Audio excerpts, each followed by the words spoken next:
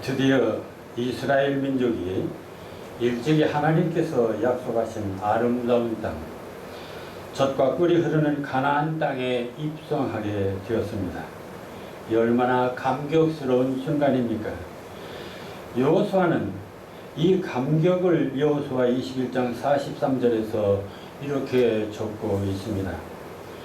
여호와께서 이스라엘의 조상들에게 맹세하사 주리라 하신 온 땅을 이와 같이 이스라엘에게 다 주셨으므로 그들이 그것을 차지하여 거기서 거주하였으며,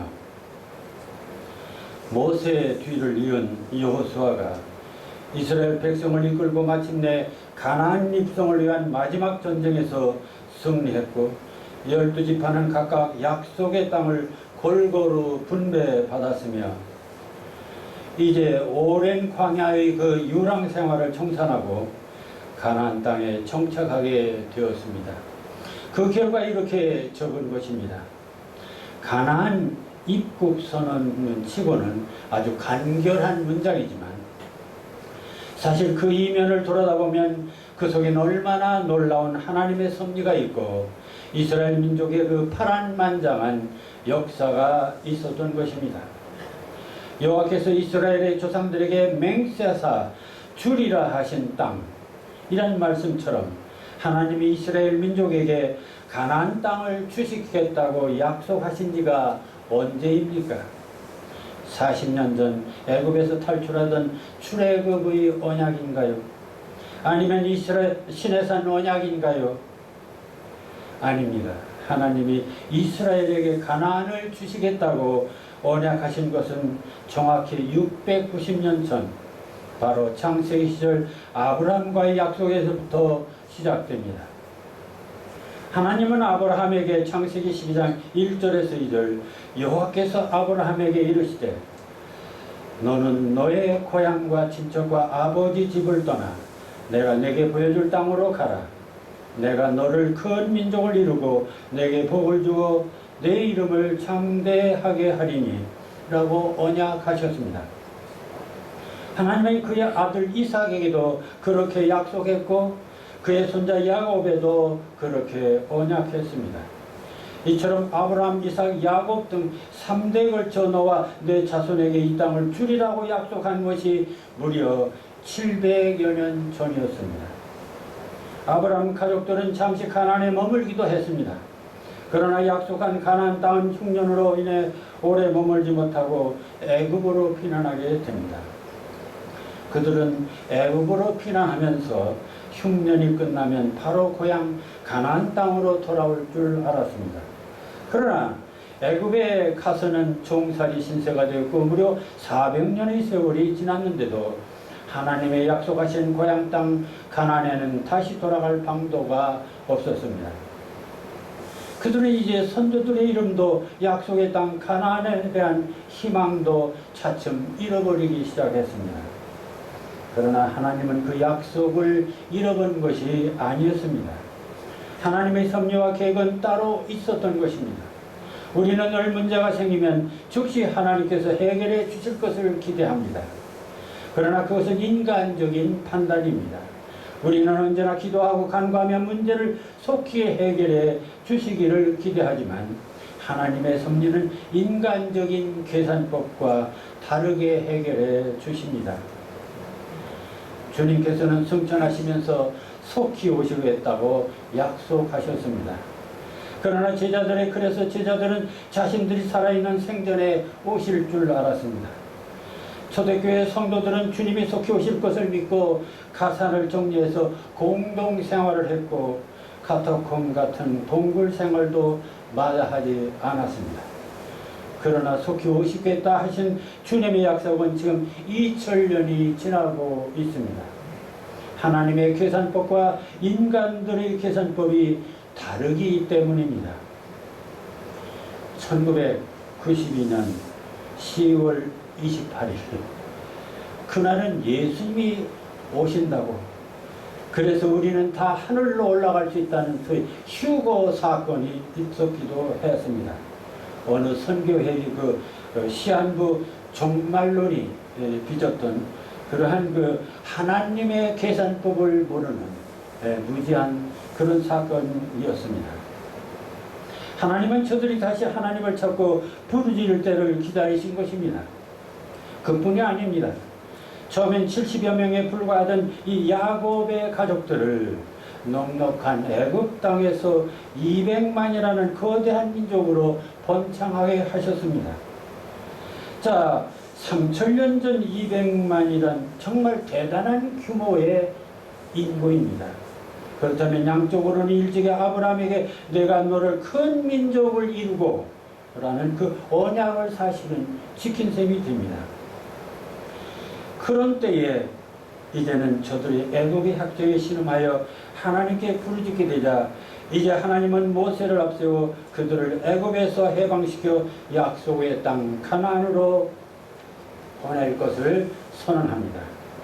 바로 출애굽기 3장 8절 하나님이 모세에게 이르시되 내가 내려가서 그를 애굽인의 손에서 건져내고 그들을 그 땅에서 인도하여 아름답고 광대한 땅 젖과 꿀이 흐르는 땅 곧 가나안으로 데려가려 하노라.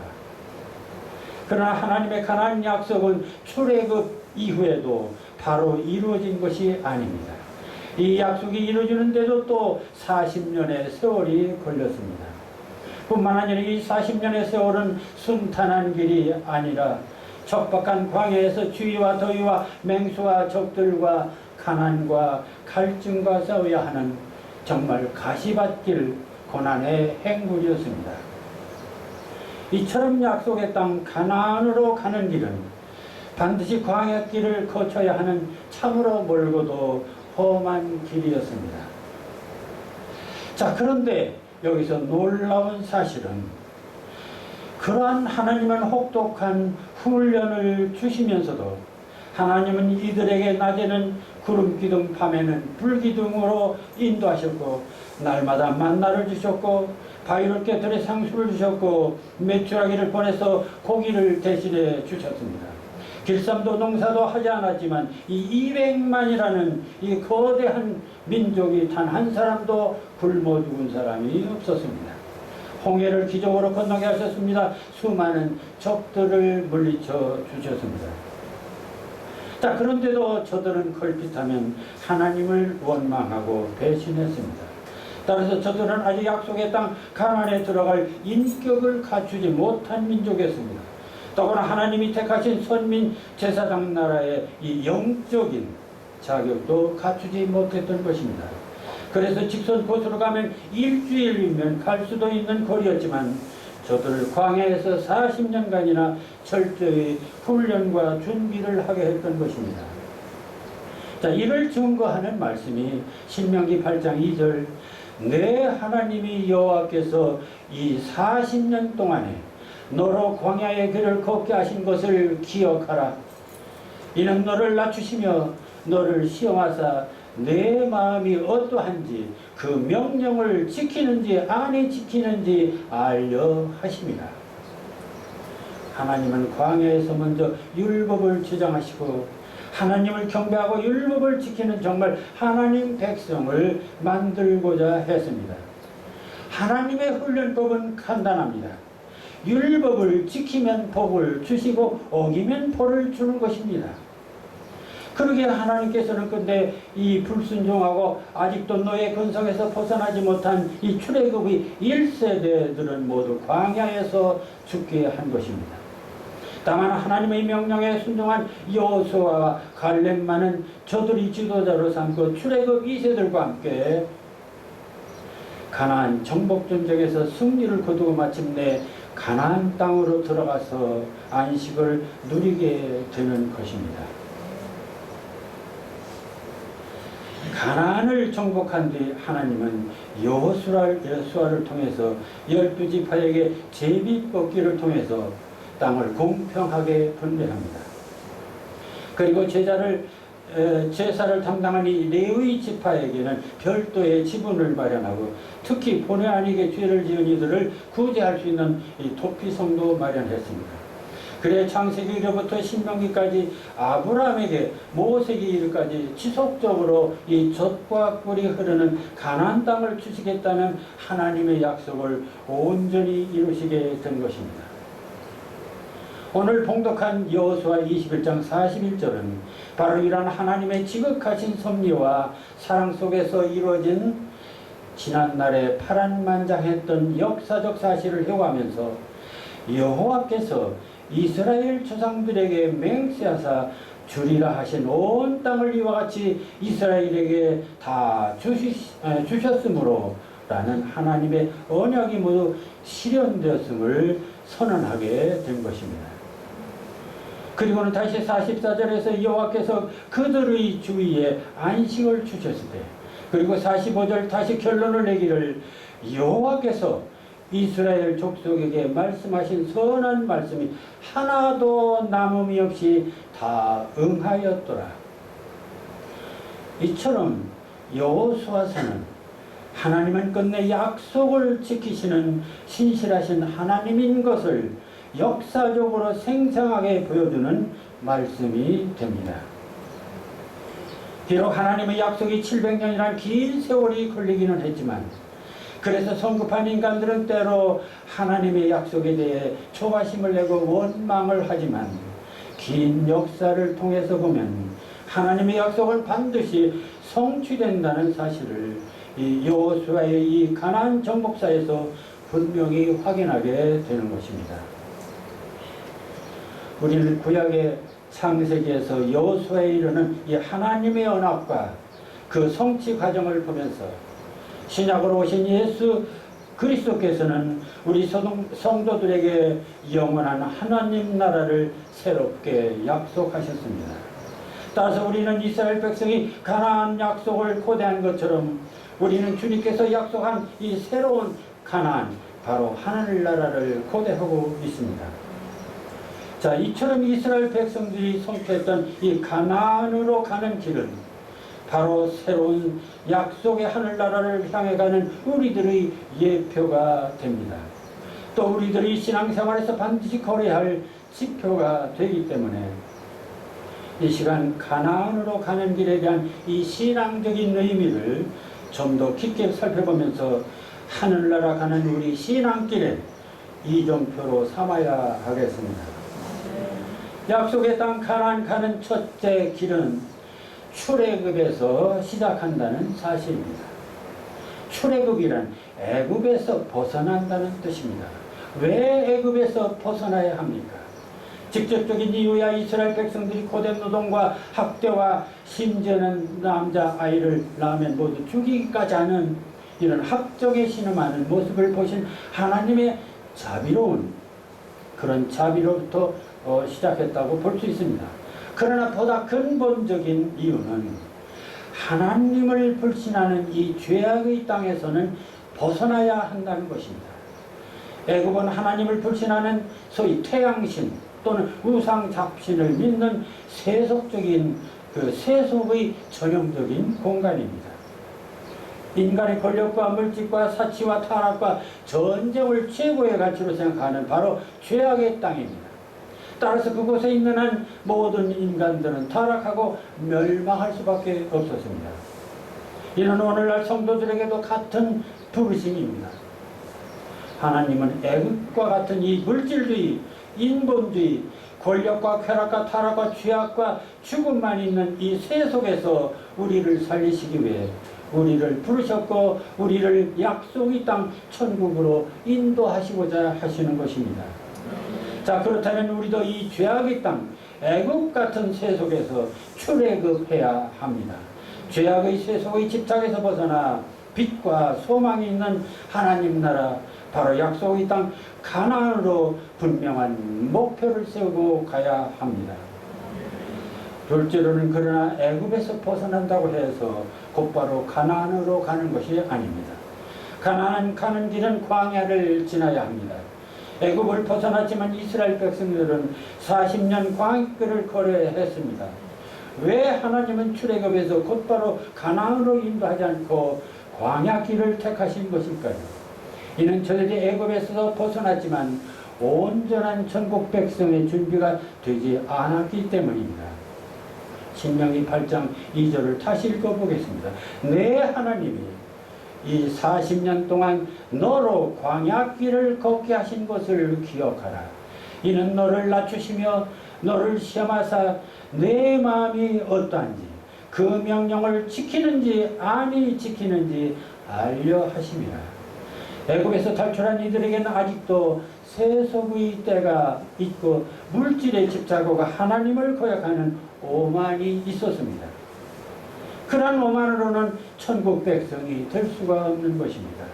그러게 이스라엘 백성들이 광야 40년을 그들이 하나님을 배우고 자신들을 낮추는 훈련 장소였습니다. 그렇다면 우리의 신앙생활도 하나님을 높이고 나를 낮추는 온전히 하늘나라 백성이 되는 이 광야길을 마다하지 않고 감수하는 신앙이 되어야 하겠습니다. 약속의 땅 가나안 가는 길은 세 번째로 반드시 요단강을 건너가는 길입니다. 출애굽에서 가나안 정복이라는 이스라엘 민족의 대역사는 요단강을 반드시 건너야 약속의 땅 가나안으로 입성할 수 있는 지리적 조건을 갖고 있습니다. 이를력으로 말하면 요단강을 건너지 못하면 가나안에 들어갈 수 없다는 이 절체절명의 운명이 걸려있는 강이라는 뜻이기도 합니다. 이스라엘 백성들이 요단강을 건너가서야 약속의 땅 가나안에 들어갈 수 있다는 이 역사적 사건은 우리 신앙생활에 또 중요한 의미를 갖습니다. 그것은 신약에서 하나님이 약속하신 하나님 나라 천국을 가는데도 반드시 요단강 같은 십자가 보혈의 강을 건너야 한다는 것입니다. 찬송가에 저 요단강 건너편에 찬란하게 펴는지 예루살렘 새집에서 주의 얼굴 펴리, 이런 가사처럼 우리는 모두 요단강을 건너야 화려하고 찬란한 집에 갈 수 있고 주님의 얼굴을 뵐 수 있고 천국에 들어갈 수 있습니다. 아니, 예수 믿고 살다 죽으면 바로 천국에 가면 될 일인데 어째서 또 요단강이란 이 강물에서 이 삶과 죽음의 경계란 이 요단강을 건너야 하는 것인지, 왜 하나님은 약속의 땅 가나안에 들어갔는데 광야에서 또 요단강을 건너가게 하시는지, 우리는 이 문제에 대한 깊은 인식이 있고서야 구원이냐 심판이냐 하는 이 생과 사의 갈림길에서 구원에 대한 분명한 확신을 갖게 됩니다. 이 요단강의 도강의 신앙적 의미는 이승을 모두 청산하는 상징적 의미를 갖고 있습니다. 이 세상의 육신적인 것을 모두 요단강에 던져버리고 그래서 과거는 죽고 다시 태어나는 것입니다. 그 대표적인 의식이 바로 세례의식입니다. 주님께서는 요단강에서 세례를 받으시고 요한복음 3장 5절 사람이 물과 성령으로 거듭나지 아니하면 하나님 나라에 들어갈 수 없느니라고 말씀하셨습니다. 이처럼 이스라엘 백성들은 요단강을 건너야 가나안에 들어갈 수 있었듯이 성도들은 바로 물과 성령의 세례를 통한 이 보혈의 강을 건너야 정화된 몸으로 거듭난 몸이 되어서 약속의 하늘나라로 들어갈 수 있는 것입니다. 한편 약속의 땅 가나안으로 가는 길은 마지막으로 가나안 정복을 위한 전쟁을 해야 하며 기필코 이 전쟁에서 승리해야 합니다. 이스라엘 백성들은 가나안에 입성하려고 40년이나 신앙적으로 군사적으로 준비를 하였고 마침내 목숨을 걸고 싸움으로 가나안을 쟁취했습니다. 출애굽을 했지만 가나안과의 전쟁을 두려워했던 이스라엘 백성들은 한 사람도 가나안에 들어가지 못하고 광야에서 죽었습니다. 이는 예수를 믿는다고 모두 구원받는 것이 아니라 하늘나라를 쟁취하기 위한 이 영적인 전쟁, 죄와 불의와 마귀와의 전쟁에서 이겨야만 마침내 천국에 들어가고 천국 시민으로 안식할 수 있다는 것입니다. 자, 그렇다면 가나안 가는 길, 이처럼 험하고 험할진데 나같이 연약하고 무지한 죄인이 갈 수 있을까? 그러나 우리가 창세기에서 여호수아에 이른 이 가나안 가는 길이 길고 험한 길이기는 하지만 오히려 위로를 받고 소망을 갖게 되는 것은 우리가 연약하고 무지해 때로는 하나님을 원망하고 배신할지라도 하나님은 자기 백성 즉 주님을 믿는 성도들에 대하여는 끝까지 사랑하시고 지켜주시고 계속 의의 길로 구원의 길로 인도하시고 마침내 약속의 땅 가나안으로 들어가게 하시는 신실하신 하나님이라는 것입니다. 따라서 가나안 가는 길을 결코 세속적으로 보면은 고난의 길일 수 있겠지만 영적으로 보면 오히려 주님과 동행하는 참으로 복되고 소망스러운 영광의 길이라는 것을 확실히 믿는 믿음이 되어야 하겠습니다. 하나님은 우리를 죽음에서 살리시기 위해서 애국 같은 죄악의 세상에서 우리를 부르시고 당신의 자녀로 삼아주시고 새로운 가난을 우리에게 약속해 주셨습니다. 그렇다면 이제도 출애굽하여 우리도 출애굽하여 광야길에서 하나님께 순종하며 나를 낮추는 훈련을 해야 하겠습니다. 요단강에서는 쇠속의 나를 죽이고 성령으로 거듭나야 하겠습니다. 그리고는 악한 세력과 영적 전쟁도 해야 하겠습니다. 그래 우리 모두 기쁜 마음으로 찬송하며 주님의 뒤를 따르는 십자가 군병이 되어서 믿음의 승리자가 되어서 이 세상에서도 주님과 동행하는 복된 삶이 되고 마침내 저 요단강 건너 화려하게 펴는지 저 약속의 땅 하늘나라에 들어가서 함께 영복을 누리는 저와 여러분이 되기를 주님의 이름으로 축원합니다. 기도하겠습니다. 가나안 가는 길, 그것은 아름다운 땅, 젖과 꿀이 흐르는 나라, 슬픔도 눈물도 없고 가난도 이별도 없는 나라, 새벽마다 날 부르시며 십자가 금가락지 부활의 은가락지로 약속해 주시는 나라, 나도 애굽을 떠나게 하소서. 그리하여 당신과 함께라면 광야길 40년쯤이야 맨발로 가시밭길 천리라도 조사오니 당신과 끝까지 통행하게 하여 주시옵소서. 예수님 이름으로 기도하옵나이다. 아멘.